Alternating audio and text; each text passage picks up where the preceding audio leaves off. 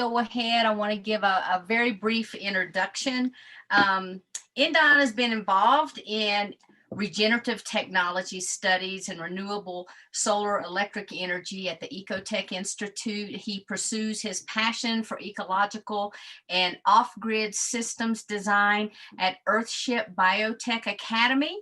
He's had a very, very unique soul experience of a soul infusion with a future aspect of himself that I'm going to ask him to share with everyone. So thank you so much for being with us today. And I'm going to go ahead and turn it over to you. Awesome. Thank you so much, Sheila. And thank you to all the participants that are here, to the hosts, Alan and Neil as well, for putting this together. This is so amazing to see so many brilliant lights out there coming together to share their stories and their insights from their journey in this Earth incarnation. And it's just really amazing. This is, on a personal note, I feel like this is so needed to crack the egg open here to create this space for all of us to share these stories, because it's truly it's truly a story worth telling. And it's a story that is very deeply woven in the mysteries of this earth and our history. And this is not new news. So I'm just really grateful to also be a voice on the front lines with all of you, and to be bringing this awareness to our returning, to our arrival. And in so many ways, this is very important right now, as life and the circumstances on the planet right now are heightening. The shadows are up for review. It can be a scary time to be here. And it's important that we all remember and trust and receive the birthright of this incarnation, which is to fully arrive here. So I just want to thank all of us for arriving today, and for any of those out in the audience that are also walk-ins or have had contact experiences, or somebody who is a walk-in. I just want to extend my gratitude and my invitation to you all to fully arrive, and to know and trust that this is a safe body and place to be in. And I welcome you all here today. Thank you, Sheila, for guiding us through this. And I am extremely grateful to get into this this presentation today. I have a presentation on something I call ascension, which I would say is the polarity to ascension. And it's something that I'd like to share with us all. And there's been a building of this energy that we'll be talking about in this presentation. This little block from the day with Gail and to Maya and to me is really a beautiful chunk and delivery, a scroll, a sacred scroll that we're offering to your souls in this moment. And I just want to bring another element of this forward and share from my personal experience, and we'll dive in. So if you want to enable the screen share, I think I am ready to go. Beautiful. Just hit the green screen share at the bottom. Perfect. So let's talk about ascension and the Emstra molecule. The Emstra is also a part of Maya's great body of work. I have had the honor and the pleasure of knowing Maya in this life, working with her, learning from her a great deal, and diving into this vault of Thoth and her teachings and what she has received, and have just been so blown away with the correspondences, the synchronicities that is brought to my life. And I am just so grateful to tell you a little bit about this journey. And so let's dive in. First, I want to talk about the different directionalities, the different forces within this duality that dance and intermingle and marry as they revolve around this unified field. This connection that we feel to source, to oneness, to singularity, we have all touched this and tasted this within our life. I consider this a memory field. This is something that deep within our cellular consciousness and our being is a connection to the original source of all things, to the singularity. This unified field is really an event horizon. You could liken it to a black hole or a white hole, or you could see it as the yin yang, which is this place where black hole and white hole meet together and they intermingle. This is the unified field. Okay. This is that when we say universe, we actually mean this singular verse, you and I in the verse, right? And that is the song of all existence. And within that are the counterparts and instruments and harmonies and rhythms of all of existence.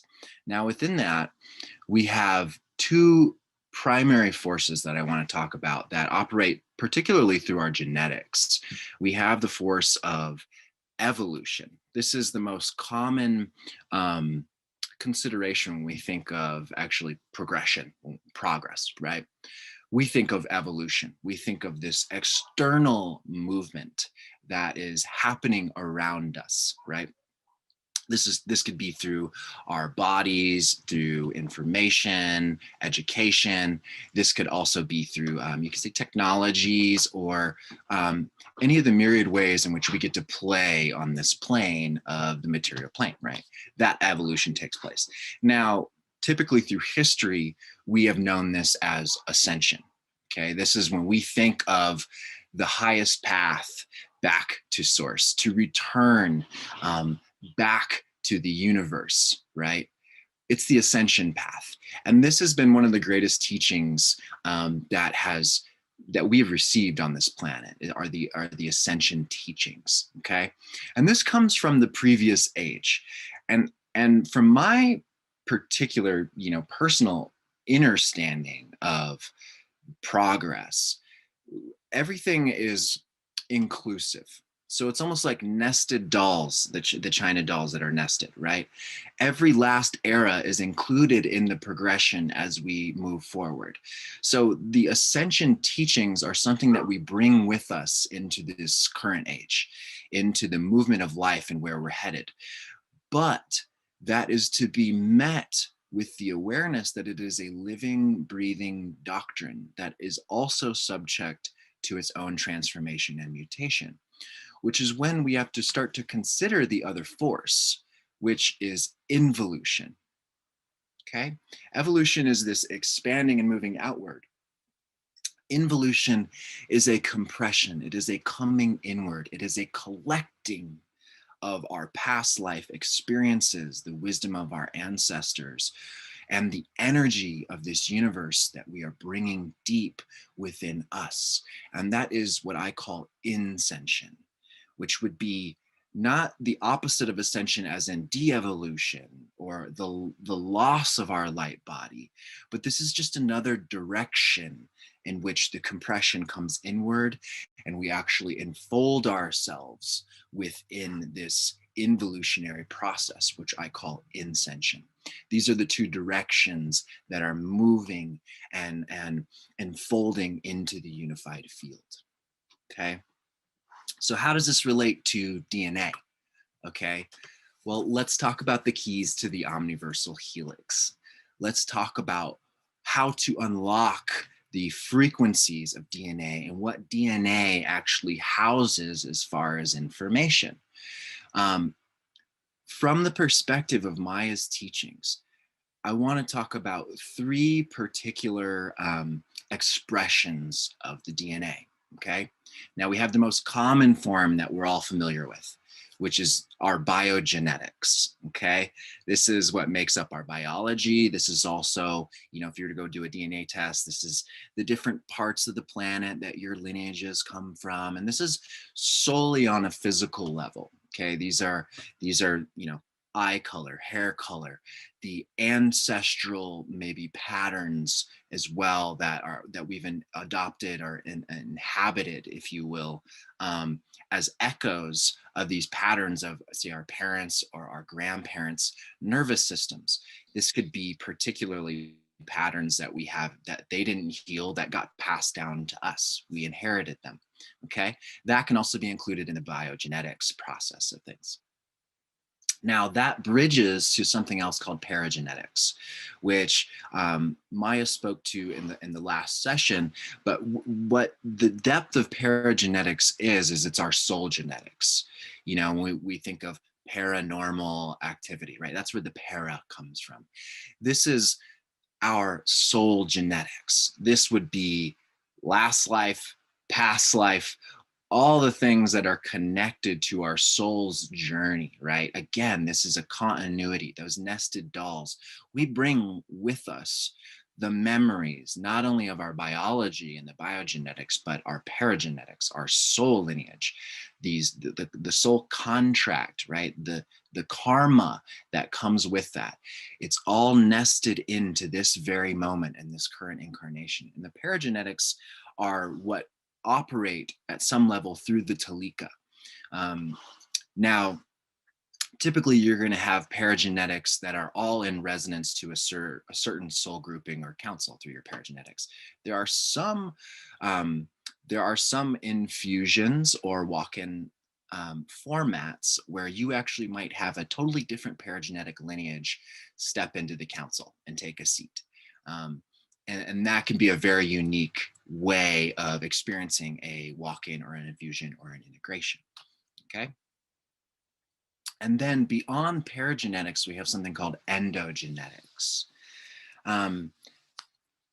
Endogenetics is beyond the soul matrix. This is actually tied into certain stellar fields within star systems.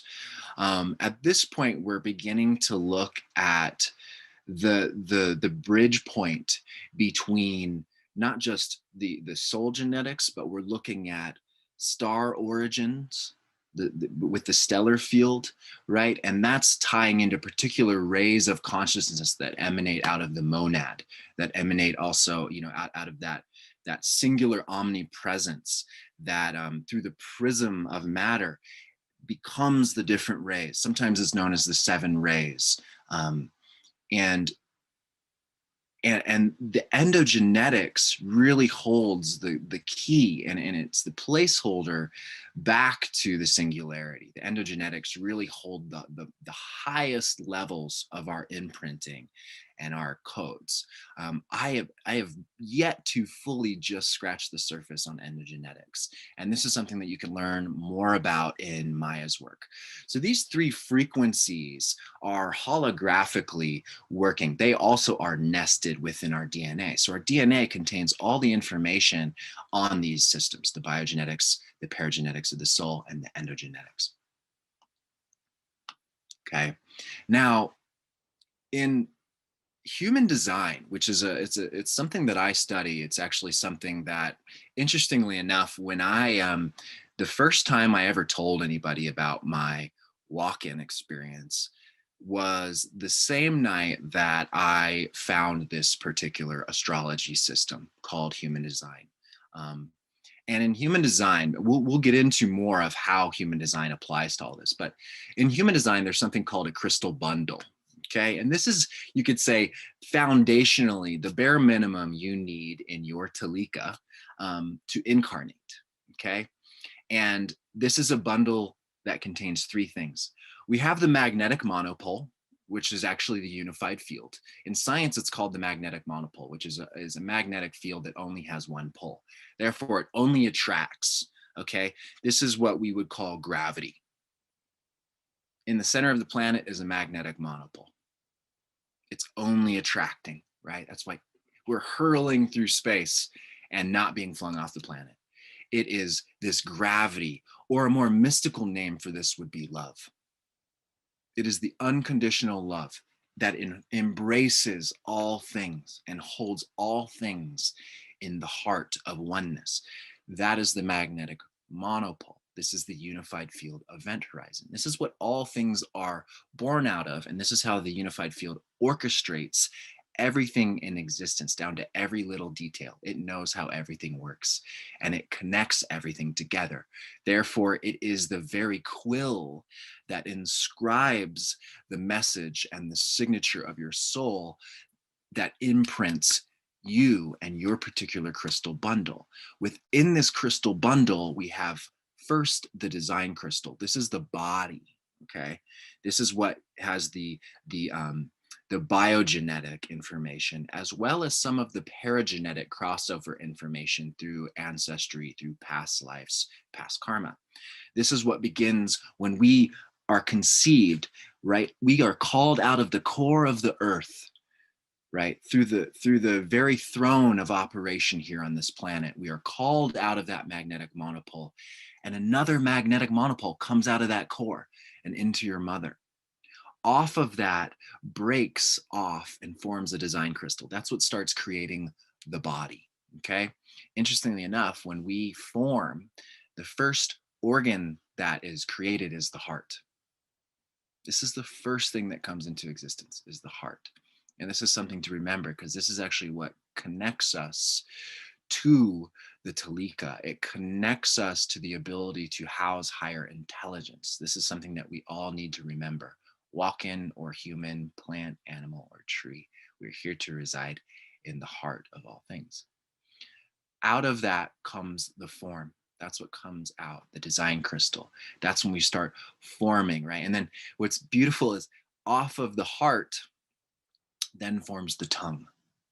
So the heart speaks first, okay? Remember that, the heart speaks first.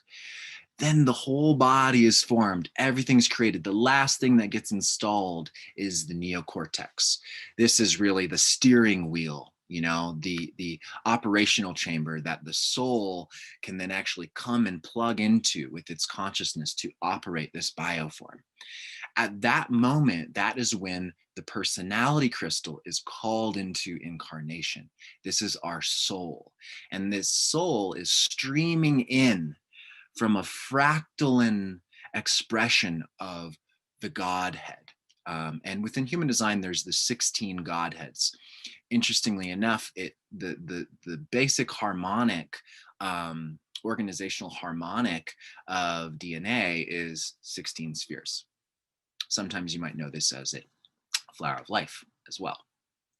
So the 16 faces of God, these are these different streams of intelligence that emanate out of the omnipotent, omnipresent monad, right? That if we could actually see the face of this intelligence, we would be blinded. So it actually is within these 16 streams that are blending together and merging together, the dance of eternity, the dance of infiniteness, and our immortality comes to know form and comes to know the other. And our immortal self lives through this vessel, through the personality crystal. And this is the basic pairing, this crystal bundle. This is all that is needed to incarnate. A body, a soul, our connection to source, the magnetic monopole. Boom. Off of that, we can then access the higher levels of the Talika and actually call in higher resonant holographic structures through the DNA to live through us. These two crystals are the yin and yang aspects of us, okay? We have the body and the life. This is our story. This is our journey. This is the nature of who we are. This is the yin. This is the feminine within us. And then we have the yang. This is the potential of our self-reflected consciousness. This is the soul. This is mind, right? And they come together and they're held together by that monopole. Every chart in human design contains these two columns. I see them as strands. This is the basic DNA structure on the planet, 2 strands. It is not limited to 2 strands, but this is by default, unfortunately, now the operational pattern that we get to work with. But we can upgrade that. We can unseal the frequency fences and manipulations to our DNA to access higher levels. But let's just look at these 2 strands, okay? There's 13 planetary activations. Something that stands out to me about 13 is if you look in Mayan cosmology, everything is counted in 13 tones, okay? A Mayan week is 13 days. It's a trecena. And the 13 tones, the 13th tone being ascension, okay? These tones describe the varying nawals, which are the 20 nawals of the Mayan glyph system, which is a Mayan astrology, something else that I also study. What I find very interesting about the 13, not only the correspondence between the Mayan count, but when you are looking at the differences between a holistic tree of life versus a corrupted tree of life, there's going to be some major differences. When you are looking at the Kathara tree, has 13 nodes. You're looking at a fully complete tree of life that actually resonates within the structures of infinity. Okay. That is actually the true tree, which has been lost over time. And it's not to say that the most modern tree of life, which has a 10 Sephiroth system, is not a useful tool, but it's not the complete truth. And so I just really want to speak to the 13 because it's something that really stands out for me as a part of the bigger understanding of how this all ties in together, because we are here through our DNA resurrecting the great tree, right? Resurrecting the tree of life, this one huge, massive, beautiful family tree that is this earth and humanity. Okay. And even into the greater levels of what Maya calls unanimity, which is our unified humanity throughout the cosmos. Okay. And it starts with repairing the tree. Now, here is my chart. Okay, just as an example, I am a manifester, which is one of the types of aura types. My authority is solar plexus authority. I have an emotional authority. And manifestors, Maya is also a manifester. Manifestors are, they are here to bring mutation. They are a mutative force. And this is something that is important to consider as we move forward in this presentation, because when I talk about the emstra is a mutation. It is a mutation in the blood. Okay. And manifestors are here on mission, on divine assignment to embody a universal, principle, which is the divine electricity, which is the thunderous mutation of change and shock and evolution and involution. That is really what this Aquarian age is all about. It's ruled by Uranus, which is a sudden transformation and shock. Okay. I also carry the left angle cross of alignment. My joy and my purpose in this life is to bring us into alignment. And I am a clearer of transpersonal karma. I am a cosmic janitor, if you will. I'm here to clear up the karma of our past, not just my own, not just my family's, but the collective and humanity. And that is through alignment and showing us where the alignments are. Another thing you'll see is I'm a triple split definition. I am just now discovering recently from just in personal insights and downloads that the definition types have to do actually with the Talika structure. I am a triple split. So I actually have a trinary port system in my Talika, which allows me to house 3 different, you could say, souls or groupings, councils of souls, up to what you could say would be 9, an Ennead, which is also talked about in Maya's work as well, which is a part of the Emstra that's connected to it. And also in human design, you'll notice there are 9 centers as well, which is an evolution of our 7 centers. Okay. Now, how does this really work? Some of you are saying, okay, you lost me here at this point. When I'm talking about human design, I'm actually talking about something called hologenetics, which hologenetics is a system that can help us see not only our biogenetics, our paragenetics, and our endogenetics through very deep analysis and contemplation of the chart, but it's all through one lens, okay? Which is my deep fascination in this life has actually become my work the last 5.5 years, is actually working particularly with hologenetics. Again, I said the night I shared with friends was actually the night that I found human design. And so it's been a part of my journey ever since. In human design, we're looking at a mold of esoteric wisdom teachings and modern sciences and aspects of how we perceive evolution. Now, something you're going to notice right away is the wheel. So you're going to see astrology and you're actually going to resonate and recognize the astrology. Well, within human design, those 2 columns are calculated with 2 different calculations. We have Western and we have Egyptian. Okay. And then another part of the wheel that you see there is the I Ching. You'll see the 64 hexagrams around the outer rim. Okay.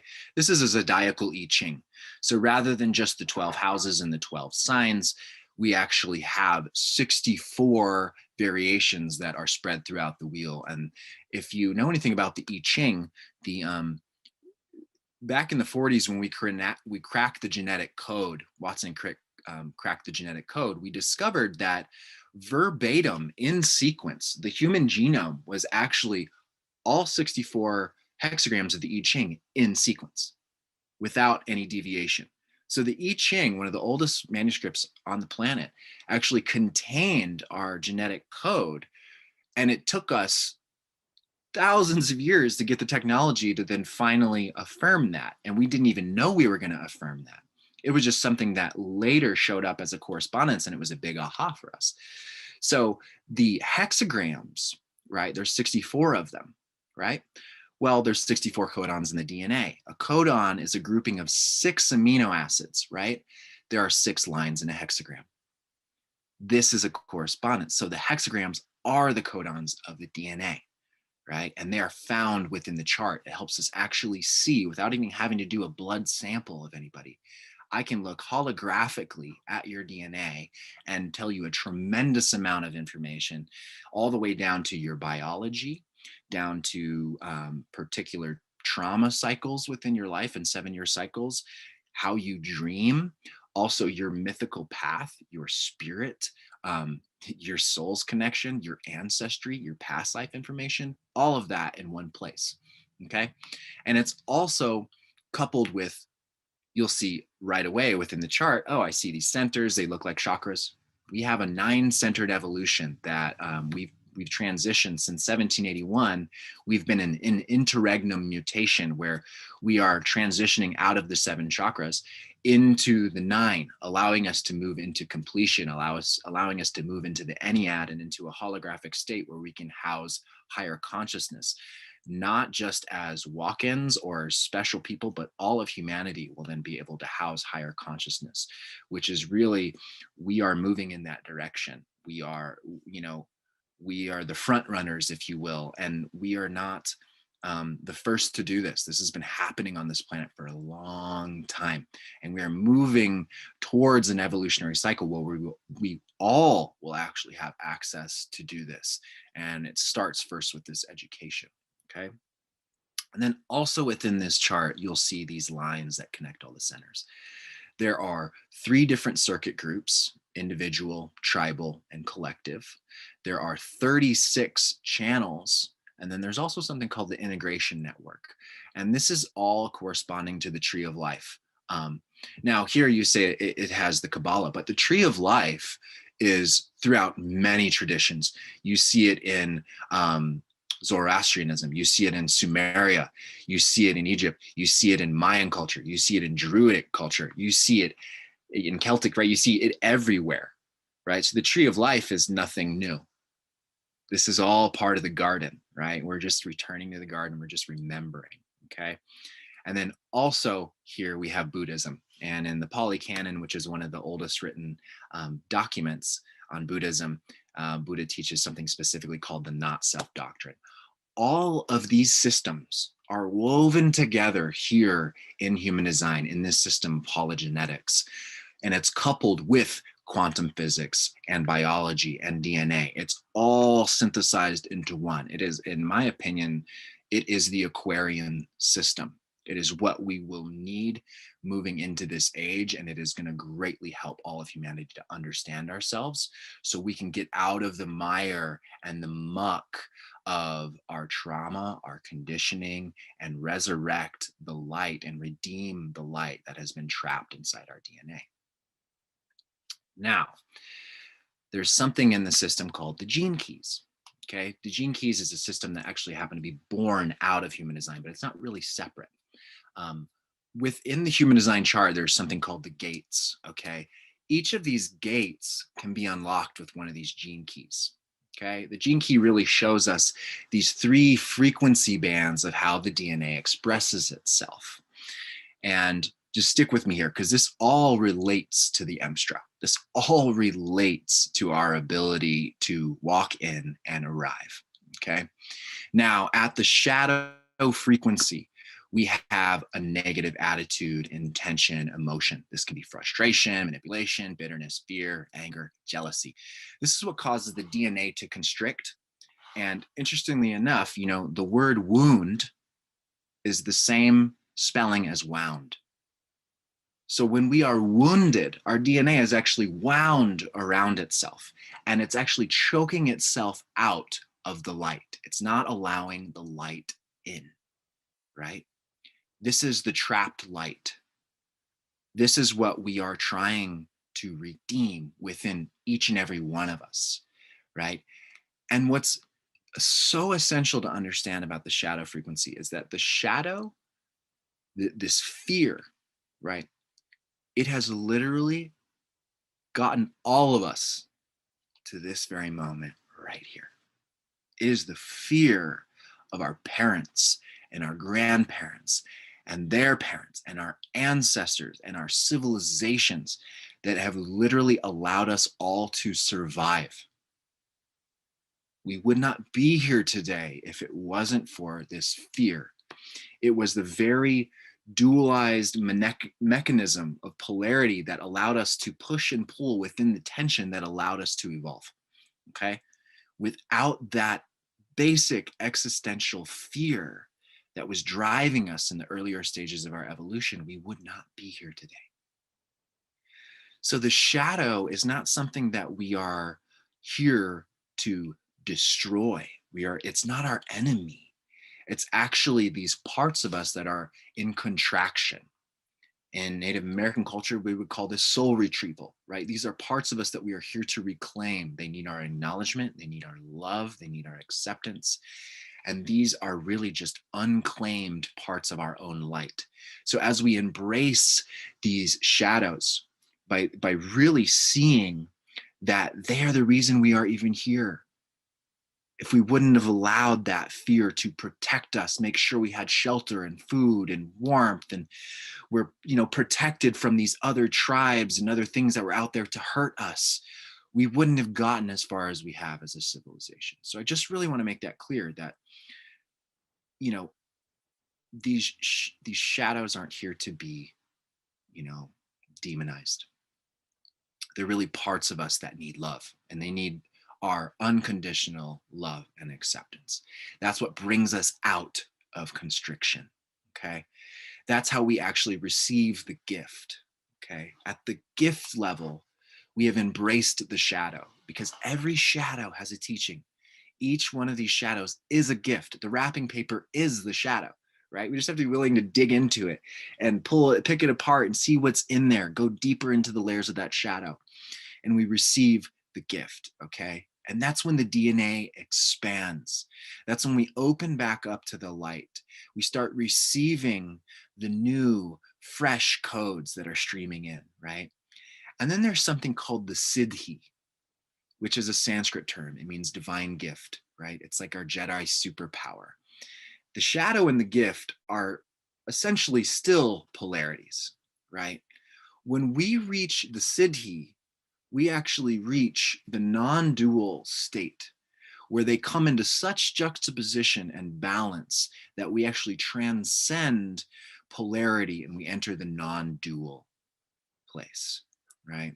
This is what Gail would call the realm of imperishable stars, right? We get to wear this cloak.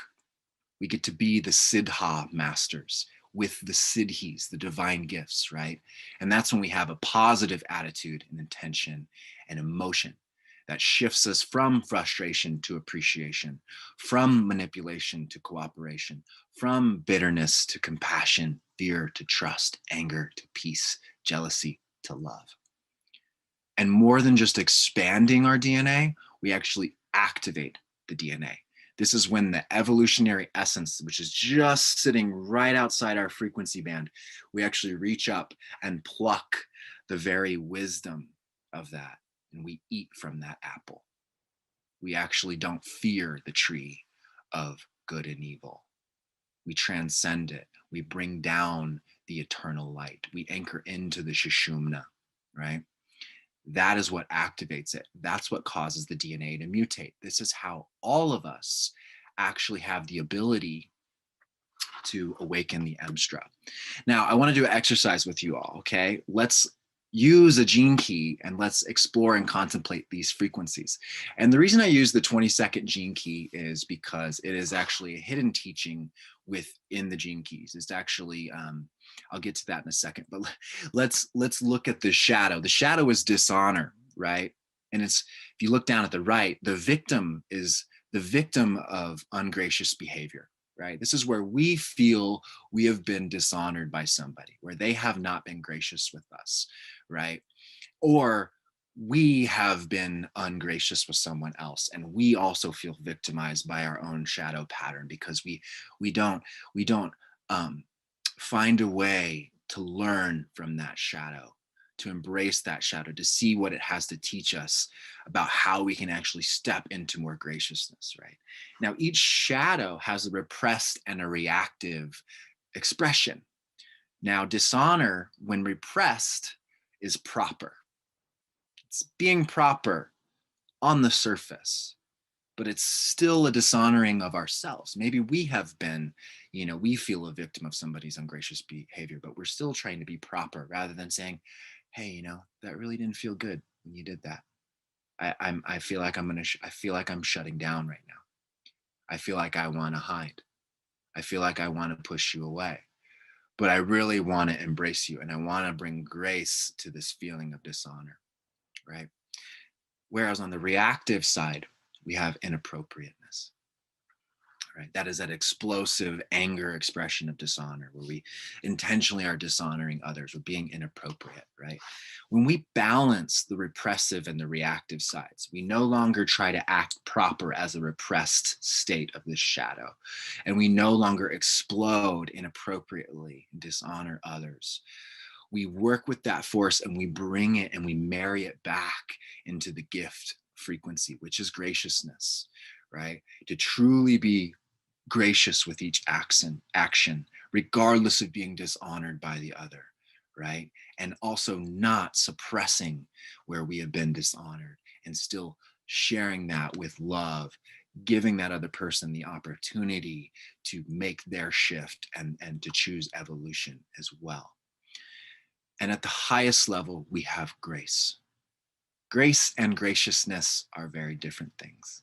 Graciousness is that active participation in becoming, more graceful in our way of being. True grace is a light. It's the 7 rays. It is the full acceptance and merging with what is truly this gift of suffering on this plane. The suffering is our teacher. It is not an enemy. And it's one of the greatest teachers because it gives us an opportunity to crack open the shell of our hardness, of where we have shut down, where we have dislocated our consciousness and checked out, right? And it allows us to bring the full spectrum of light through our human experience, okay? This is what is known as the 7 seals. This is to the Sufis, the 7 valleys of the Sufis. This is the 7 rays, the different colors, the 7 subtle bodies, the 7 planes, the 7 notes within the octave, most beautifully represented by the lyre, the 7-string harp, which is actually shaped in the shape of a 7, right? This is a code, which is a great teaching that allows us to actually unlock and unearth and remove the constrictions and the frequency fence around our aura and our subtle bodies, right? This is the basic level of coming back into that 0 point realization that, oh, actually in this higher plane above me, beyond the 7, I actually can move into the silver and gold frequencies of the 9 of the Ennead. I can step into the higher consciousness beyond the 7 planes, beyond just my basic human godhood, and actually enter into union and communion with Source as an active participant in the evolution and the involution, the ascension, inscension process of all of life. Notice the programming partner here. Oppression, transmutation, transfiguration. The 47 is linked to the 22. The 47 holds the codes that actually allow us to transfigure into the light body, into the rainbow body, sometimes known as the Corpus Christi, or the body of glory, okay? This is all related to the 22. The 22nd gene key holds the Christos keys. It holds the dormant activation of our cellular coronation. To be crowned as the kings and queens. To be Christed is to be anointed. And this is all related particularly to something called the Ring of Divinity, which is a grouping of codon rings. The 22 really is the master key to this, right? And so the 22 is operating through all of our DNA, through this resonant field of the codons, right? Through an amino acid named as proline. And as an off subject, there are ways of creating custom medical astrology formulas that work with amino acids and cell salts that can activate particular preparations within the DNA to quicken the immaculate light of our Christhood. And on a practical level, to heal certain organ systems and bodily issues and emotions and those sorts of things. Definitely something that if you need guidance on that, I would also reach out to Gail. She is a phenomenal healer and knows a lot about this, okay? And it's something I'm cracking open as an astrologer and a human design analyst in my studies, and it's a very deep part of my passion and work with these keys. Now, the Ring of Divinity is deeply connected to the true meaning of the Christ consciousness, okay? The divinity within this codon ring is related to the 4 genetic archetypes within this codon ring, okay? And this is the capacity to awaken our consciousness. And this will eventually manifest the divine being into the world, also known as the Adam and Kadmon, right? This is the divine human. This is the template that we are reawakening. And in our reawakening, we are creating the 2.0 version. We are creating the new Adam Kadmon template, okay? And the Ring of Divinity reveals a great truth. That is Gene Key 63. Humans are made equal in their suffering, the 37th gift of equality. Sorry, I need to scoot my window out of the way just for a second. There we go.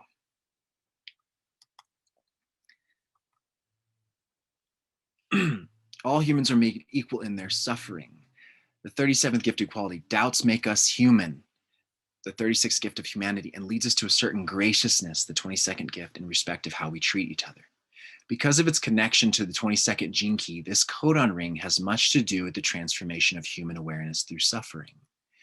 It will bring intense emotional experiences and challenges to your life. But ultimately, this codon group is about redemption, okay? Key word here, redemption. This is one of the biggest gifts. This is, the truth of really the gift that the Christed ones have offered us. Whether it is Yeshua, whether it is Buddha, whether it is Oser, also known as Osiris, Viracocha, Quetzalcoatl, Pahana of the Hopi, all of these beings are returning to offer us redemption, right? To have fully returned to the throne within the council of all of life, to return to the circle and the sacred fire that is burning in the heart of all beings. This is the redemption code. Now, how does this apply to the EMSTRA? The EMSTRA is an abbreviation, all right? It means Metatronic Star Tect Redemption Apex. Redemption, okay? To unpack this for us all, we first need to understand something. And this is something that I have been observing and witnessing and seeing within the different processes of decoding the true codexes of life that we are all remembering, reawakening, and stewarding once again on this planet. I really want to start with this. I want to show us the key difference between what is Metatronic versus Oriotronic, okay? And to clear up some misunderstandings around the Metatronic frequency, okay? First, we have to begin to see that on the side of the Metatronic side of things, we have something called Rana time. Rana time is the original time. When we think of the universe, when we think of heaven, this is the Rana time. This is true flow of all of existence moving in the oneness of all creation. This is Rana time. And this is connected to something that we would call the lotus realm, okay? This could also be called heaven. You know, this is the lotus realm, the pure realm, okay? And then on the other side, we have something called the Kali rift, which is a tear in time. It is a disruption of the original Rana flow of time. And this is something that we know as the fall, you know, or the flood, okay? Something that I want to make clear about this particular dynamic is that I want you to see these, I want you to take an objective standpoint. I want you to see these as flows and directionalities of light, okay? These are directions, okay? So over here on the Metatronic side, we have full light, and on the Oritronic side, we have half light. These are directions, right? So imagine, again, the DNA, right? And if the DNA is in constriction, right? Well, it's beginning to spiral down into constriction. It's not letting the full light enter in the DNA. This is the half light. And as we move further into constriction, into the half light, which actually the floor of that would be that place where actually we enter into what could be called hell. You know, it's where no light actually exists. That would be the end game of the half-light spectrum. That tear in time, the Kali rift, would be so severe and irreparable that all of time would actually completely shred itself apart into absolute darkness, no light. That would be the ultimate fall, right? That would be the moment we hit the bottom of that endless abyss and there is no return, right? Or that flood comes in and all of our consciousness, all of our memories, everything is buried and crushed beneath the weight of those fathoms, right? That is the half-light. Anything moving in that direction is actually constricting and trapping the light, okay? Now, the Metatronic spiral is actually moving through that density into the full light, towards the full light spectrum, okay? And that is actually what's expanding. That is that gift frequency. It's an expansion, letting more light in. It's moving into the full light flow and spiral of life, okay? Now, the misconception that I have seen recently, I brought up the tree, the Cathara tree, the 13 grid versus the 10. I brought that up earlier because I really want to dig into these things, and I really want to be clear in my ability to inform others and to understand this information, right? Now, what I want to preface is that some people have a charge around the word Metatron or anything Metatronic. Some people believe that it is actually half-light, right? But it's a directionality. It is moving towards the full light and embodying the full light spectrum. Now, remember, there's that floor in the Oritronic realm. Well, there's a ceiling also here in the Metatronic realm. There is this null zone right here between the full light and beyond, right? And that operates through the geometries of the Metatron. Without the geometries of the Metatron, we don't actually have the flow that can move in both directions, right? We don't even have full light, half light without that particular geometry, that particular template of moving energy and light through this realm and reality. Now, that does not mean that the Metatronic light is the end game. There is actually a progression through that ceiling into something that I would call hyper-infinity. This is where we have moved beyond the speed of light. Okay, I think there's something actually that Gail spoke to in her presentation as well. as well. We are beyond the speed of light. We are in hyper infinity. We are leaning into the threshold of the brand new, never before seen experience codes of this reality. That's where we're all trying to get. You know, when people are trying to ascend or go beyond, you know, this dimension to that dimension and to enter the light, right? Well, there's full light and then there's an even fuller light, right? That is that hyper infinity. That is if we were to see all 16 faces of the Godhead in one face, we would truly be blown away.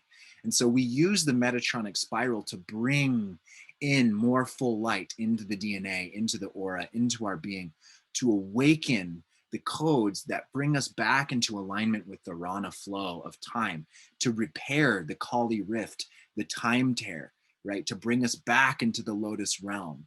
And that is where we are actually embodying and fulfilling the prophecy of this returning, of this awakening of the new earth, right? Hyper infinity is the code structure, which is actually right now creating the template known as Numis Om. Maya calls it the new earth, Numis Om, right? It is the new Om. It is the new singularity, right? And that is the new earth star that we are, through this repairing of the Kali rift, right? Through repairing our star lineages, our physical earthbound lineages, and ourselves, we are repairing that rift. This is a reparation project, my friends. All of these walk-ins are ambassadors of this reparation of the DNA. So we can enter into the full light stream. So then we can actually start sitting at the operation center of actually working with hyper infinity to bring through the new earth, to bring through the new ascension codes, inscension codes, to bring in the brand new light that is ready to live through us, that is ready to inhabit our very DNA, okay? This is moving us into Numis Om.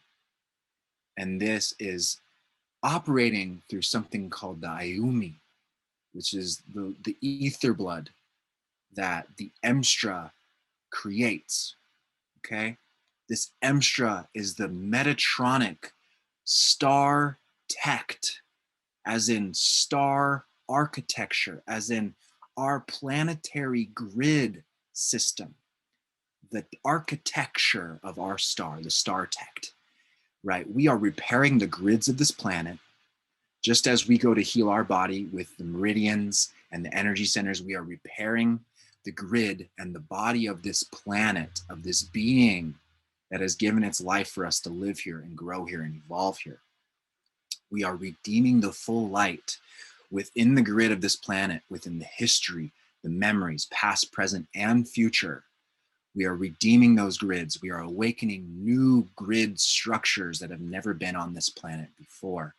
Check out Maya's work on the planetary genius and really dive into that, because there are brand new grids that we are here to awaken, and we can participate in bringing online so we can create the redemption apex, okay? This is to redeem this planet. This is to redeem the fallen structures from the fall flood, from the Kali rift that has kept us locked in these Oriotronic patterns, okay? And this is largely due to, you know, bloodlines, races, cultures, star lineages, all that karma intermixing together, and it's become so entangled and diluted that we still have access to the future templates, but we're very much entangled, right? So we have to use these gene keys. We have to understand the frequencies in which they operate in our human design, so we actually know how to reclaim the trapped light within our own aura, which is what our human design chart actually shows us. It shows us where our channels are unlocked, where our life force operates, and also where we are holding the innocent infinity space for other patterns to come in, and they can actually then build up as energetic residue, as forms of conditioning and influence that we are here to unlock and free and alchemize and lift back up to the light. Okay, now let's talk about the Emstra, and let's talk about something called the lotus loci. I mentioned the lotus realm, okay? The lotus, yes. Before we go too far, we have just a few minutes left, and I know that there are people that want to ask you some questions. So I just want to remind everybody about time. Okay, thank you so Well, much. maybe we could take those questions tonight too, if, Yeah, but okay. I would love that. So the lotus loci are these localized focus points of awareness that are coming through the lotus frequency. When the Kali rift happened, parts of the lotus loci DNA still seeded themselves into the Oriotronic realm, which means that we still have access to the lotus realm here. And it is largely through our DNA that we can access that. And the lotus loci are, you could say, these nutrients, if you will. They are forming and helping support the very mutation of the mineral structure, which creates the sapphire blood, which is an accumulation of the star mist in the blood that creates the sapphire cell in the blood, which is what allows the Emstra to operate. It allows us to move into the future, which is our pure gem body, okay, the rainbow body. Here are some graphics that I've taken from Maya's work, as well as William Bueller's work. They worked together on this, and when they first discovered the Emstra. These are some of the lotus loci. You'll notice at the top right, there's something called the whale, okay? That little image there. It has Thos trident at the end. It has the threshold seed programs in the body. And this is called the whale. To the right is a picture of my blood, of the Emstra in my blood. And there is the whale, okay? And these different lotus loci have different forms, okay? You'll notice here on the left, these are the plasma forms of the lotus loci, those energy frequency bands of light. And then you'll notice there on the right, one of the crystals, which house these ports actually for Emstra intelligence and other pure gem intelligence to plug into the DNA. Notice on the left, you'll see those little circles above that band of light. That is what the blood cells should look like. You should only be seeing just those little white circles. You actually shouldn't even be seeing color in a dark field spectrometer, but the light the radiation from the blood is so intense that it's actually picking up the radiation bands. You typically should not be seeing any of this. So you go to a normal blood analyst and they would just have a short circuit because this shouldn't be in there. This is the Emstra, okay? I discovered this in my DNA several years ago, which led me to find Maya's work. I was on a journey through America and I got led all the way back to Colorado, where I live now, back to Crestone, where I lived, did not meet Maya while I was there, very close friends with the Templars that she works with, never had direct contact, but was deeply connected through my relationship and heart to all of them in their work. I am one of those people that find stuff out, I bring it to them and they're like, hey, how'd you know that? Because I'm learning through the Emstra. It has been teaching me, okay? And we are in certain cycles of the Emstra. And there's 6 cycles that we are moving through, okay? And we are currently at the latter stages of the 5th stage. This is the preparation. And we are getting ready to enter the 6th stage, the 6th age of the pure gem. This is the age known as the Johanna, which is what the Johannian Templars spoke of, which is really the enlightenment, not the end, but the in, bringing the light in to the body. That is what ascension is. We have all been prepared for this. And this doesn't require you to have a Grail lineage. It doesn't require you to have the physical DNA. This is something that is available to all. The Emstra is accessible to all of us to activate. And it's just so amazing that we all have this opportunity to awaken this and redeem the trapped light of this fallen matrix. And so as a walk-in,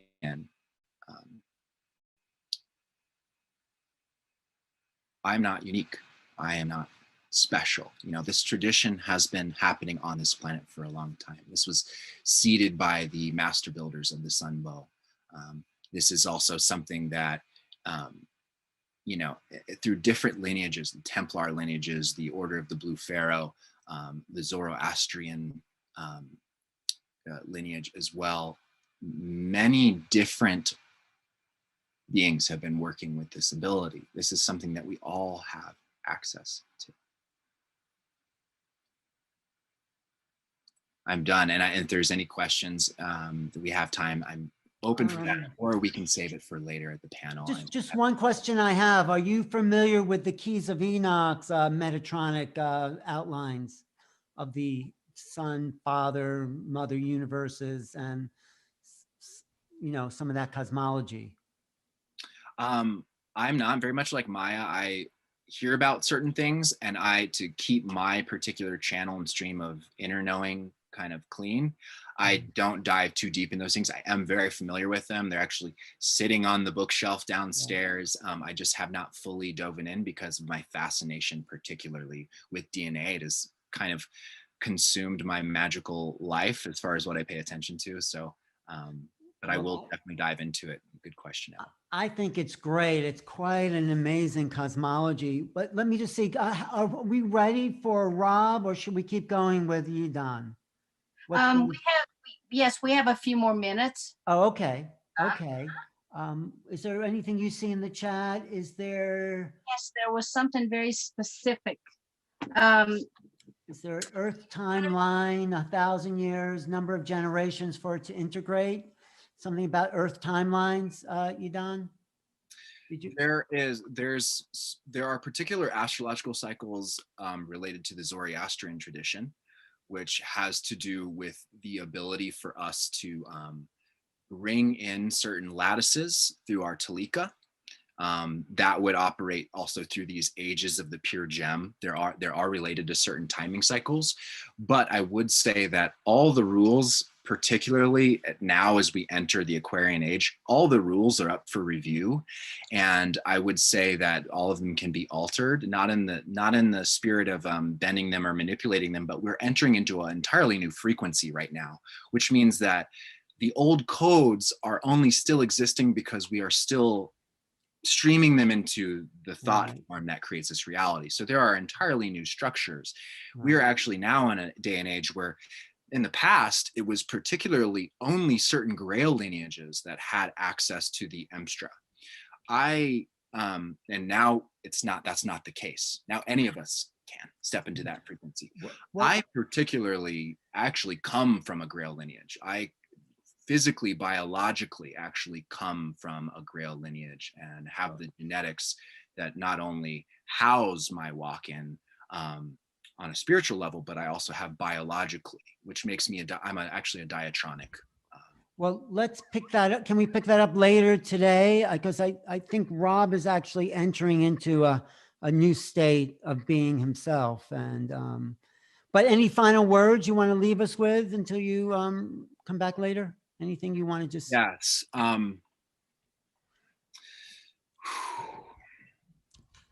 Just want to thank all of the beings here, all of the souls being here, streaming in through this vessel now. I want to thank all of our ancestors, star lineages, the elementals, the devas, the citizens, two-legged, four-legged, winged ones, all beings within this field, within this time, within these dimensions and these densities throughout all of time and space.